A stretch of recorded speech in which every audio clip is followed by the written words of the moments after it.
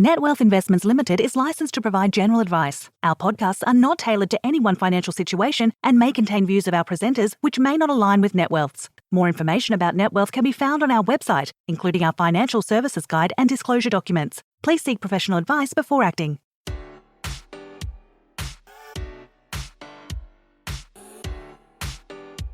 Hi, I'm Matt Heiner, Joint Managing Director of Net Wealth, and welcome to Between Meetings. In this podcast series, I chat to industry professionals and thought leaders on what made their career successful and the opportunities and challenges they see on a wide range of topics as they relate to the delivery of advice and financial services. I hope you enjoy their unique insights.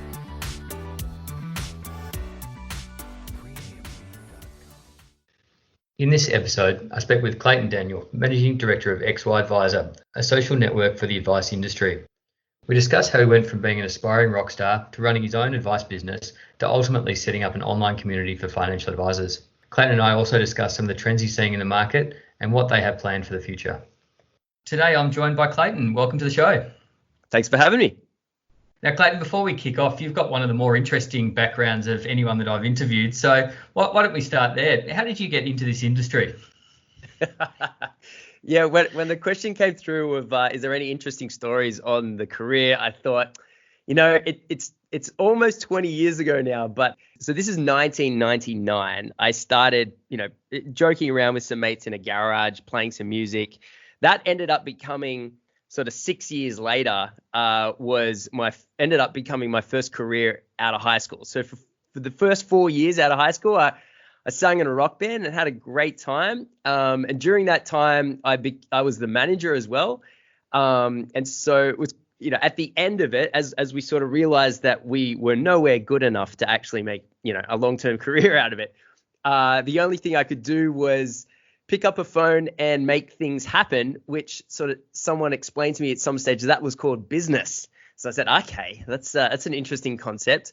So I better get better at this thing called business. And so I went to uni, I studied business. I was trying my hardest to figure out exactly what that was. And I ended up at a breakfast one morning and an accountant says to me, well, you should maybe, if you're at university, maybe make sure that when you graduate, you can actually get a job. So rather than just have this ethereal concept of business. So I said, well, that's a pretty good idea. So I ended up majoring in accounting. I then ended up working for that gentleman a couple of years later. And from there in that office was an insurance, a risk advisor, insurance broker. And he sort of walked me through the similarities and differences between, advice and tax accounting. And then I sort of realized I enjoyed the advice better. So I moved across to advice, eventually starting my own company, and then eventually getting into XY. So very weird journey to get here, but that's the short of it. I think probably one of the few, if only, accountants to have ended up in that profession from being a rock star. So a couple of questions on that. Well, first of all, is the band still together?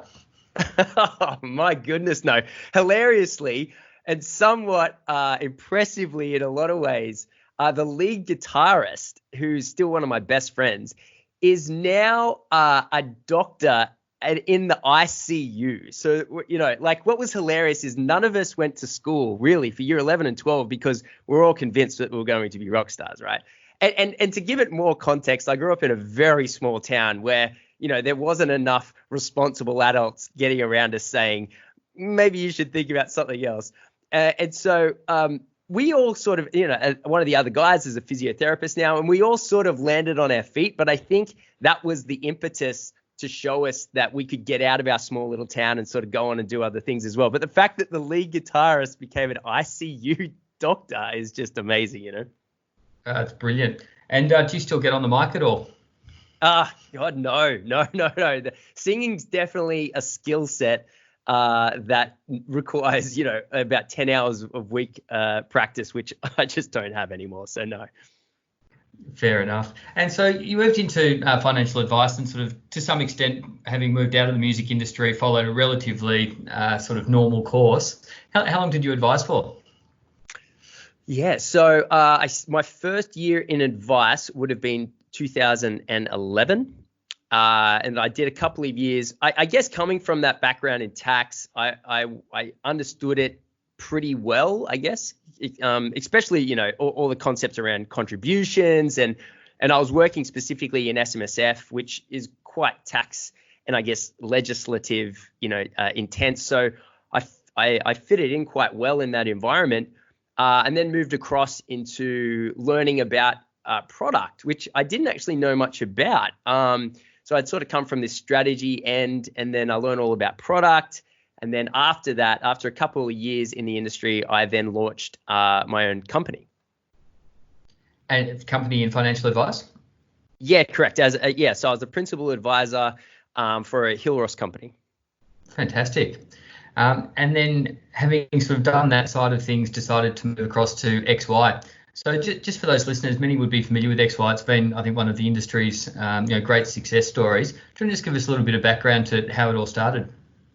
Yeah, sure. So going back to 2013 was the year that I launched my company, but also the year that a couple of mates also launched their financial planning companies as well. And I remember the first time we sort of all went to the AFA mentoring program. And then what we learnt from the AFA mentoring program was huge, because what that is advisors sharing with other advisors. And I remember we kind of all caught up and we said, wow, you know, like there's this whole other part of financial advice that we don't know about, but we've got our companies. And so now we need to explore this as much as possible and expand what it means for us to provide advice, to add value to others, and to earn revenue as well. And so the combination of a bunch of us getting together, we sort of used this name XY Advisor. It was sitting around. I think one of us sort of had it as a URL that was for a blog that had no interest, right? So we're like, I'll save us getting another URL. We'll just use this name. And then we ended up hosting an event. Brad Fox was the speaker, and he spoke about what advice would look like if it started today. And I remember being in that room, and there was about 20 or 30 people in that room, and just everyone's mind was blown. It's just a concept that that was just so good to hear someone who knew so much about advice was breaking, you know, sort of the mold in that room. And from there, we sort of held more events, and from there we sort of created some online communities so the conversation could continue when the events weren't on, and it really just steamrolled from there. I think your timing was really interesting, and Brad's point fascinating, in that this is what advice would look like if it started today. And in many ways, by you and your cohort, if we can call it that, starting in 2013 was when the FOFA reforms obviously came in, and the whole industry really was turned on its head. So you were starting at a time where a lot of the revenue models and business models from the past were obviously under significant threat, and you were having to start almost with a blank canvas. Yeah, that's precisely it. It was probably less by design and more with the timing. I think everyone was sort of asking that same question, right? And it had been a question that the industry was asking for a long time, and sort of pockets. I mean, we all know that for decades, pockets of advisors had sort of been figuring these questions out way before us. But it wasn't until it became pertinent that the entire industry needed to examine it simultaneously that I guess collectively that we were able to go through this journey together. And I got to say, like, it's pretty amazing now to see so many advisors. What I've learned is just, you know, although I haven't been an advisor now for a handful of years, I've learned so much just by listening to other advisors and reading what they've got to say that, you know, like now at XY, we sort of do some research, and we're teaming up with people to do some crazy stuff and to really try and push where advice should be headed from the words of the advisor. But I can only sort of say I have any understandings because I've learnt from other advisors 10 times better than me. Yeah. And do you remember, going back to 2013, admittedly quite a long time ago now, do you remember what some of the core values of the group were at that point? What was it that you were trying to do, and how were you trying to change the industry? Yeah, actually, it's probably ambitious to say that we thought we'd have any impact on the industry. I think our first step was to try and have an impact on ourselves and you know, like the advisors that we knew. And so I think at some stage, probably 2014 or 2015, we held quite a large event called the Modern Advisor, and advisors from all over Australia ended up flying in, and it was a really interesting concept. But during this time, it was probably when we realized that it wasn't just the advisors that we knew; it was many more than the advisors that we knew, and so at that stage we ended up writing some values. I think one of them was something like, it has to pass the pub test. So you have to be able to talk about it in a way that other people are going to understand.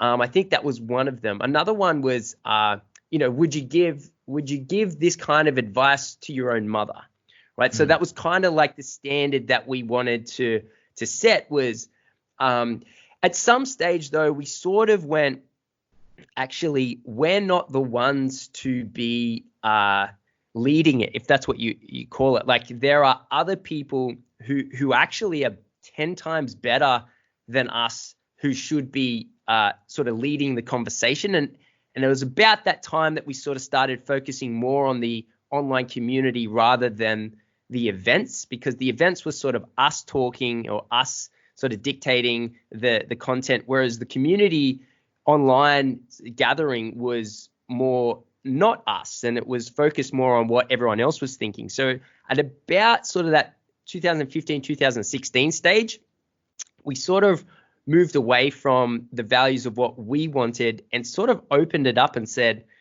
well, what does advisors want? What do they think's important, and what do they want to see happen to advice in the future?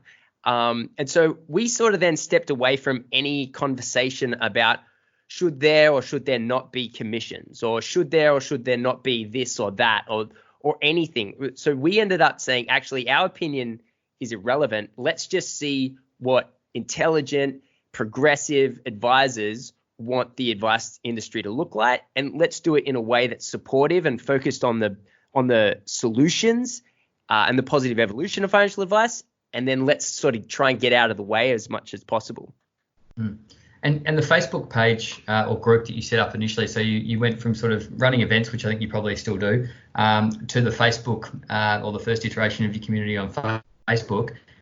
Were you amazed at the growth of that group over a very short period of time?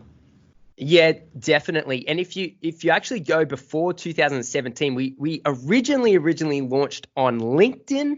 And LinkedIn was a barren wasteland, and we had no idea about moderation.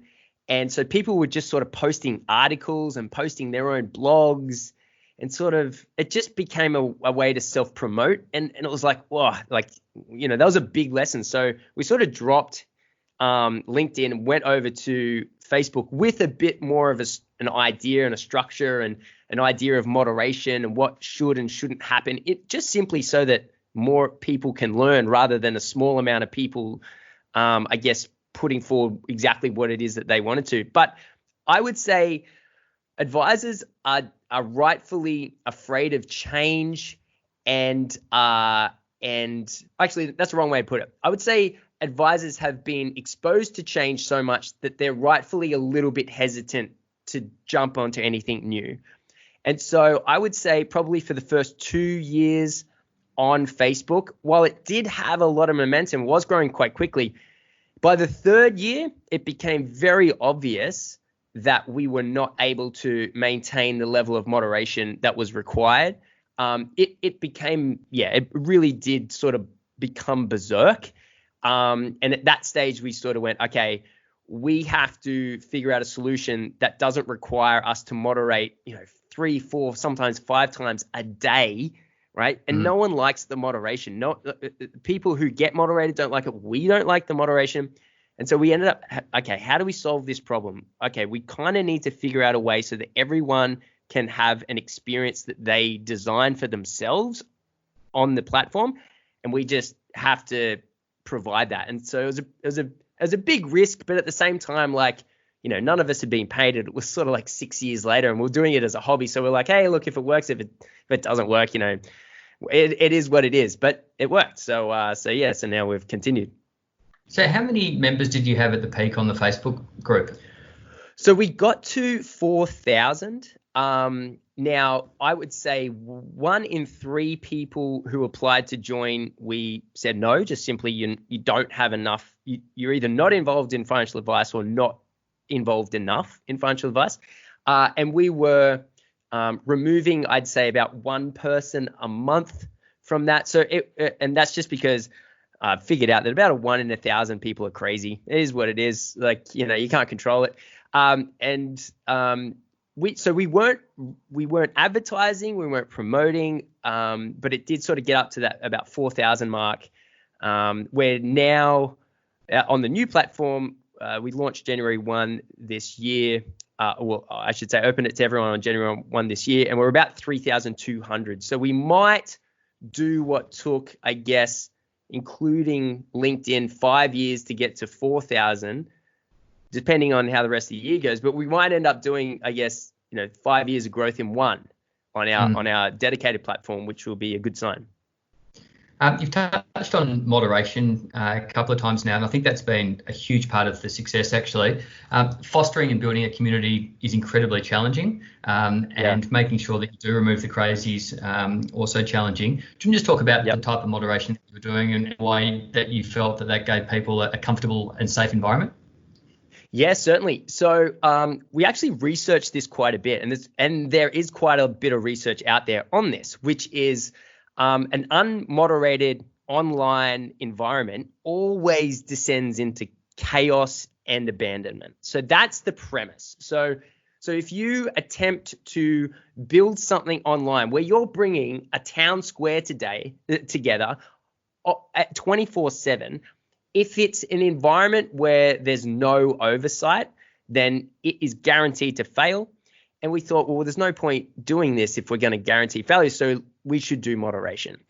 And so the moderation is, there's a bunch of guidelines, and people don't really read them, which is totally fine. Like, no one wants the first engagement, in an environment to be like, here's the 10 commandments or whatever, right? Like, I totally get it. And so what typically happens is someone will make an innocent mistake. We'll just come along and remove it and send them a message and just say, oh, look, by the way, we totally get what you're trying to do. But this, can you please sort of work around these guidelines? And if you want to do what it is that you're trying to do, then maybe just do it in this way. So we try to, we sort of say, look, it's nothing personal, happens all the time. This is probably what you're trying to achieve, and we support that, and this is the best way to do that. So we've kind of given them some constructive feedback as well, and that's worked really well. Like, again, no one enjoys that, but that's just a part of an environment that's useful and valuable to a lot of people. So the main rules and the main topics are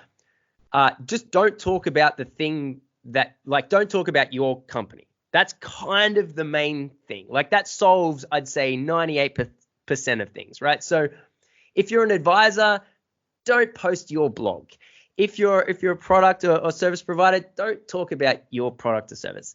But beyond that singular thing, there's a whole universe of things that you can talk about. And the other real main one is don't articulate things in a complaining fashion, which has sort of strangled the public communications of advisors for decades. In that the premise has been, when an advisor is annoyed about a concept, that the solution to that is to make a public nuisance of the issue. And that's just simply not constructive. And so because there's a lot of people who are experiencing similar issues and similar frustrations, then rather than getting 1,000 people in a room, or in this case, almost 3,500 people in a room to complain about something, what we do is we say, okay, we are with you. We identify that this is the issue. Talk about it. Let's discuss it. What are you doing to solve it? That's kind of the premise that we enter into the conversation with. And that's been, surprise, surprise, really helpful. Mm-hmm. Well, it became a positive environment where people were able to ask questions and get feedback without being trolled. Yeah, precisely. Yeah. So with communities, and we'll move on in a moment, but Have you seen any advisors create successful communities for their clients, it's a very different focus because it's no longer a professional network, but can it work? Yes, I have. Probably the standout on this was one of the speakers in the Work From Home tour, which NetWealth was a generous sponsor of. Her name is Adele Martin, and she does a lot of things, but she has an online community, and her client acquisition, I would say, like the workflow, if you want to consider it like a workflow, it goes like this. Person messages Adele on Facebook, conversation, online purchase of service. And it's amazing to see, like, she's just gone entirely focused on how do I attract, engage, and acquire clients in a completely digital environment using an online community. And she's done it phenomenally well. Like that, she's set the standard. Undoubtedly, there's going to be a whole, arm of advice that follows that path. And it's at its early stage. But at the end of the day, while XY is a quote unquote social media, but it's realistically just an online community. But the future of engaging on the internet is via these channels. Like, these aren't going to go away. They may pivot, they may change, they may swap in or swap out. But at the end of the day, people know that they can click on an app, which is realistically the most expensive real estate in the world right now, right? If there's an app on the front screen of a phone, that is the real estate. And so people are going to consistently do this for the absolute foreseeable future. And so having a business model that can take on clients via that is, I think, intelligent. It's also engaging with people on how they want to engage. It's certainly not for everyone, but for those that want to achieve it, it is entirely possible. I think one of the restrictions that we've seen have been around licensees, AFSL holders, really struggling with the concept about how do you monitor, supervise online communities and online conversations. Have you seen anything work effectively there? It's a good question. There are definitely progressive licensees out there. I can name a couple. The Wealth Network, Cobalt. They're the two that sort of stand out in my mind. They actually both have their own groups on the XY platform, so that I can tell what their sort of strategy is to be modern. Because at the end of the day, everyone knows that there's a handful of things that you just can't do, but it's not entirely difficult not to do that. Don't give recommendations. Don't talk about products. You're kind of pretty safe. I mean, for many years, you can even de-identify any client story, but it's entirely, this happened to client ABC today, right? Bam, bam, bam, bam, bam. This was the problem. This is what we did. This is the solution. You can talk about that, and that breaks absolutely no rules. And it'll probably engage better with someone rather than saying, hey, buy XYZ product, What you've just described there is increasingly, I guess, in the domain of a financial coach. What are the trends that you're seeing at the moment, particularly with your members? Are people moving away from traditional strategic advice to more financial coaching and therefore able to utilize these tools a lot better? I would say as the role of the advisor expands, the previous work and the previous roles are not diminishing. It's just additional work is being done. So the idea of the financial coach, if I was to think about it in a structural sense, I would say that a financial coach does everything before. Now it's obviously done an ongoing service, but it's everything that's done before an SOA. And so there's some amazing advisors out there. So if you think about the requirements from a legislative point of view to know your client, right? Traditionally, it's been this really fast-tracked, try to get through the tick box environment so that the piece of advice can be to come out the other side.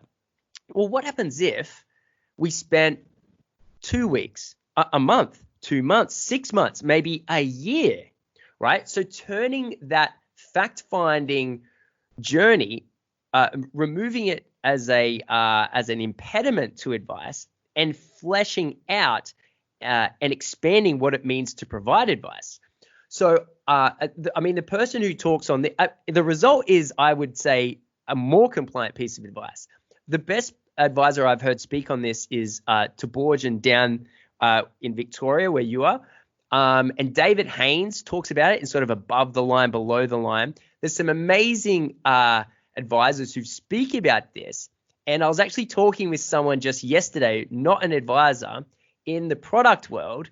And because we've done some research recently around this, and they said they described it in a way I've never heard it described. I thought it was phenomenal. They said it's like the dark matter of advice. It's everywhere. It's hard to articulate, but it takes up more space than anything else. I thought, wow, like that is, you've solved my articulation issue with this entirely. I was blown away by that. No, that's great. I think yes, it's certainly a growing area, and if you've got any resources on that particular topic, presumably they should head to XY. Yeah, absolutely. One of the things, I guess, in a lot of ways, XY has been birthed in trying to answer that question, which is what can I do for my client over and above traditional financial advice, and it's slowly getting answered and slowly being articulated. And I think not only is it important for advisors to understand, because the more advisors understand, the better effect that they'll have on their clients, but also the more advisors understand, the more we can talk to the regulators about what financial advice is. So we need to, at a certain point, separate product and advice at the level of the legislation. And so there needs to be a pretty clear delineation between the two. And if it doesn't happen, the risk is not even a risk anymore. What is happening is you're just going to see financial coaches who just don't provide advice on product. That's all you're going to see, because this skill set and the value that's attached to this skill set is now well and truly proven. If you're an advisor and you do the hard work to figure out what financial coaching is, this dark matter of advice, right? And then just simply remove the pieces that require the license, well, then it's an attractive and becoming more attractive of an environment. I think that's a risk, right? But it's a natural reaction. It's a natural reaction to the increased amount of rules and regulations and costs and burdens that are being done without any concept of the effect on the advisor. And so the advisor can, and advisors are amazing, and they can hold up quite a bit, but eventually something's going to give. And this is what's going to give. You're going to see a whole parallel industry be born, and it's a risk. And so I think in order to avoid that happening, a real view needs to be given across what it means to be a financial planner, and then respect the role of the financial planner, and then separate it at the legislative level from product, and then start to actually give some guidance and some structure around this financial coaching. Make it official, add a value to it, because it's happening anyway. And so if the regulators don't pay attention to this, then they're going to create a much bigger problem than the small percentage of advisors that have been who have done things purposely on bad, like have done things bad on purpose, and is going to create themselves a bigger problem. I hope that I can eventually sit in front of someone who helps make these decisions and make that clear to them. If they want to include the advisor in the future of advice, it needs to happen now. Otherwise, they're going to lose it forever. Clayton, it's a good point. There's a number of voices and lobby groups in the industry, some with more vested interest, that are trying to change the direction of sort of current regulations and legislation. Given what you've just talked about, does XY have a position in the industry moving forward as a lobby or a voice for financial coaching? How do you think about getting in front of the regulators and acting on behalf of your members, given that you've got a very substantial member list now? Yes. So our foray into this started 12 months ago, where we sort of looked at the tax deductibility of upfront advice. And we went, well, why is that not a tax deduction? And I know entities have been working on this for a decade or so. And so why isn't it solved yet? Because it should be solved. And so we sort of figured out that it was a tax determination 1995 that is the issue. And it's qualifying upfront advice as a capital expense. And that's a really peculiar thing to me as a former tax accountant, because, well, if it's a capital expense, then there should be a capital sale value as well. And you would reduce the price of the SOA from, and then I thought, well, I can't, as a purchaser of an SOA, I can't then sell that SOA to someone else, right? And get a capital gain to then deduct my capital expense from. So I thought the whole concept of it is pretty ludicrous. And so we sort of got a bunch of people together, and now there are literally, as we speak, teams well above our abilities who are currently tackling this exact topic with that strategy right now. And to me, that's so super exciting. Although I'm no longer a part of the process, to sort of go through that journey, figure out actually what the issue was, and then help to solve it.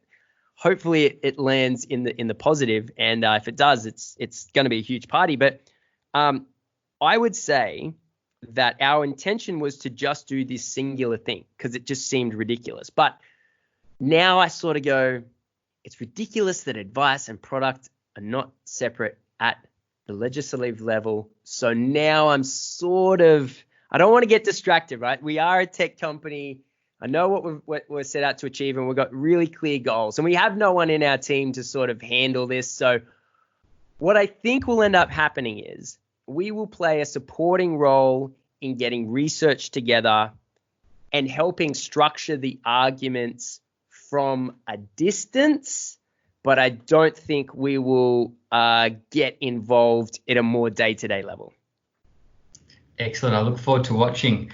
So we have digressed. Let's get back to the tech side of it. So you started on Facebook, and you've now moved across onto your own platform, which I think is from the States, if I'm correct.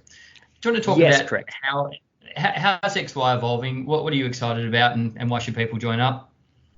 Yeah, so I'm really excited because it's proven to be a place that advisors want to go. And I mean, that's not an insane concept. As a professional in a career, do I want to see what other professionals in my career, in my profession, are saying? Definitely. Like that just goes without, like it's not a crazy concept. This idea of a vertical social media platform is certainly, we're not the first people to do it. There's Doximity in the States, there's Stack Overflow in that's global, who deal with doctors and developers respectively.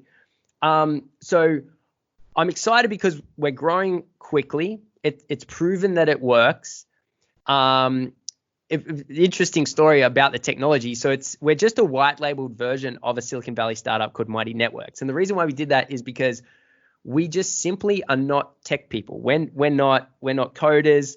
And so when we tried to build our own platform with all the functionality that Mighty Networks has, we launched it to about 20 of our sort of closest community members. And they said, look, it's good concept, but we'll never use it because it's slow and buggy and crashes and it looks horrible. And I was like, okay, no, fair enough. And so what we ended up doing is we canned about 2 years of developing this thing and just went across to the guys in the States and said, hey, we've been tracking you guys for a while because you're doing everything that we want to do, but obviously you've raised a bunch more money than us and your product's 10 times better than us. But we at the same time, we don't just want to go onto another third-party platform. Like it would serve no purpose to go from Facebook to Mighty Networks. It's ludicrous. And so what we did was we organized a way to pay them a bunch of money each year, but now they handle all of our tech costs, all of our development, all of our security. So we get that sort of high-level Silicon Valley experience, security, all the good stuff for 50,000 AUD per year. The only downside is we don't get to decide on the roadmap of the product. So we'll probably use this, I would say, for the next couple of years. And the way that I talk to my team about it is I go, hey, look, even when Tesla started with the Lotus as their first chassis, right? And they stuck their own engine in. So it's okay. We're not 100% unique from day dot, but it is the most cost-effective way to achieve what it is that we want. And then once we sort of get past this raise that we're in at the moment, get to the next raise, which will be a lot more serious. At that stage, we got the funds. At that stage, we rebuild from scratch and then take on the world. Yeah.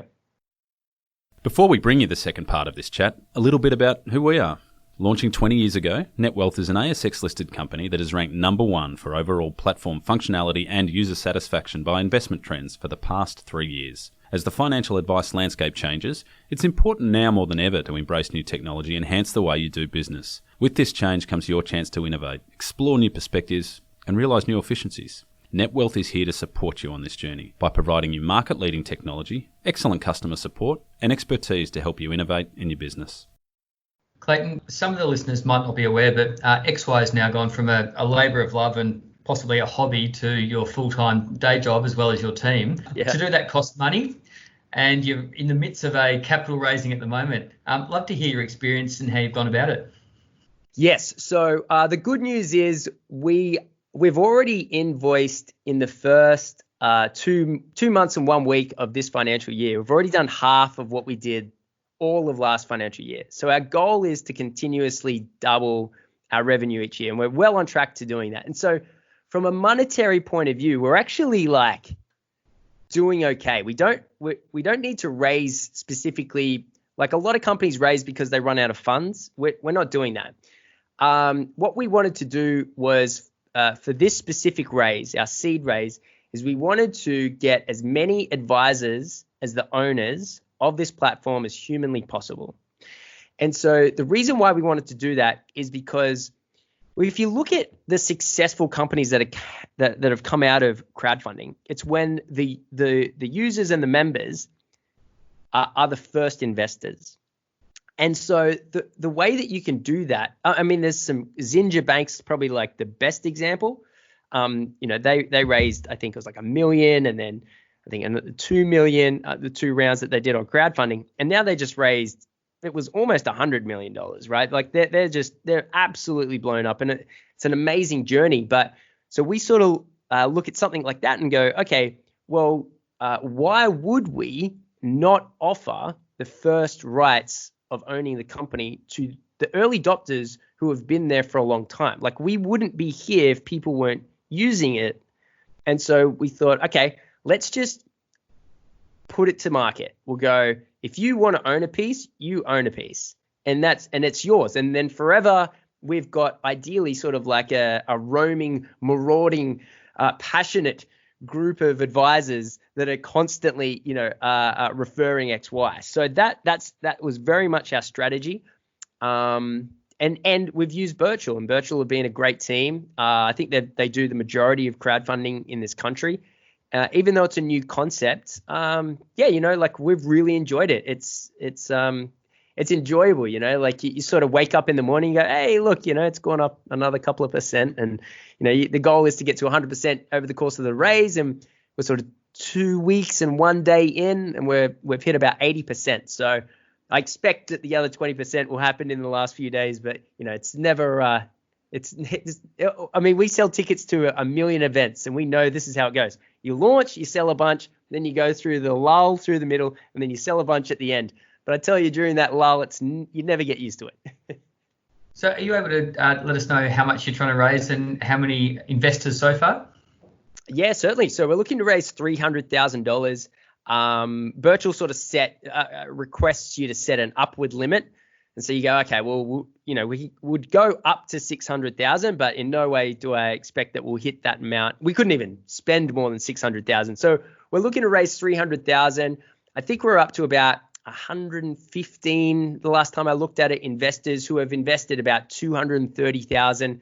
So we're down to the last sort of 70,000 with about 6 days to go. Yeah, fantastic. And Birchal's not a name I've come across before. What was the process like? Was there a lot of sort of legal work to get the crowdfunding off the ground, or what was the process like? Yes. So the regulatory body that overlooks crowdfunding is our one and only ASIC. So we're very familiar with them, right? Obviously. And so There's a lot of legal things to jump through, but it's not entirely impossible to do. I mean, if you're a startup and you've got traction, you've got members, you've got users, you've got people, working with your product, and you have a community, then that's your audience that you can go to. But yes, there is a bunch of things that you need to do, like the offer document, for example. That took. I mean, it's obviously not as regiment as, say, a prospectus, an IPO, but it was maybe, like 40% of that. So it took a while to do, so it does take a little while to do. But at the same time, I think the concept of your clients or your members or users end up being the owners is so attractive that it's worth doing those hurdles. Yeah, a community owned by a community makes a lot of sense. Totally. And what's next for XY? Now that you've got nearly $300,000 in the bank, what are you going to do with it? Yes, so it's for two purposes. Our distribution team comes on. So we've never actually had a sales division in XY. It's always sort of just been picked up by one of us team members. So a dedicated distribution. And also the main product that's getting sold to market is now something called XY Pulse. What's really interesting is I watched a doco on Netflix last night, and it was all about how bad social media is. And I fully agree. But the issue with social media is their revenue model. And what was really interesting is one of the guys, the former chief commercial officer of Facebook, talks about how they came up with the revenue model. So they said, look, we understand everything about all these people that are on Facebook. Let's just sell that data to advertisers. Well, actually, that's the wrong way to do it. Was this the great hack by any chance? No, it wasn't. The first time I saw it was yesterday. I think it's like brand new. I can't remember what it's called. But it's really, really new. And the way that they talk about it with such regret. And that's because the revenue model that's attached to social media to date is, I would say, horrible. It is intended to influence people's opinions, actions, and I'm not a fan of it. And so when we created the revenue model for XY, we didn't want to create that. And so what we ended up creating is a completely new revenue model for social media, which is almost the opposite. So what it does is it allocates every single advisor to a persona. And then any engagement that they do on the platform is not registered to them as the individual. It's registered to them as the persona. And so basically, we can go to large financial institutions and say, hey, look, do you want to know what your ideal market is doing? Do you want to know what they're thinking, what their problems are, what they think the solutions are, what they think is interesting, what they think is boring, what they're engaging with, it give you a bunch of insights exactly on your ideal market, and all privacy is maintained. Not a single piece of personal data exits XY. And I think that is a extremely unique business model for a social media company, which, to be honest, Facebook and LinkedIn are far better place to be able to do. But it's too late for them. They can't swap their business model. They've got shareholder requirements and they've got growth to achieve. It's too late for them. I think, although we've come up with this, we won't be the only company that does this. If you fast forward 5 years from now, this is actually too valuable of a strategy to not do. And I foresee a bunch of vertical social medias doing precisely what we're doing in other verticals. So Clayton, if we play that out for a bit, if we came to you and were looking for information and insights onto integrated practices, is that the sort of persona level you're talking about, or how deep do you go? Yeah, so we currently just use 4 data points. Are you self-employed? So it's at the advisor level. So it's, are you self-employed or are you employed? And what are we really asking there? We're asking, are you the decision maker? Are you aligned or are you a private licensee? What's the question there? Well, if you are the decision maker, how much sway do you actually have? Do you have a degree or not? Or are you planning on sticking around in the industry or not? And are you over or under 7 years experience, which is the industry average? which sort of says, are you in the mindset of growth or are you in the mindset of maintenance? And so those 4 data points each have a binary options, just yes or no, which creates 16 personas as a combination of those 4 data points. And if say net wealth says, hey, what are self-employed over 7 years experience at a private licensee with a degree, what's their view on this? Now, we might not, because it's version 1 of the software. We can't answer your custom question today, right now, but 5 years from now, we'll be able to.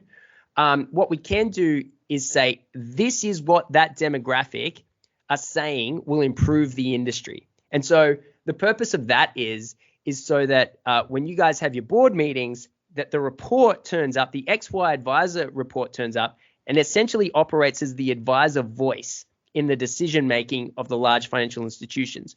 And so if advisor to advisors want to improve the industry by sharing amongst each other, well, then we kind of now see it as our job to package up those pieces of essentially improvement recommendations and putting them into the hands of the decision makers on the other side of the industry. If we can do that, we've achieved our mandate of driving the positive evolution of financial advice. Fantastic. That's exciting stuff, Clayton. Well done to you and the team. I think that shows real vision. Clayton, we've run out of time, unfortunately. Congratulations to you and the team on everything you've achieved. It really is inspiring, and it's great to see the passion coming through on social media every day. We're excited to see where it goes, and all the best. Thanks so much, Matt.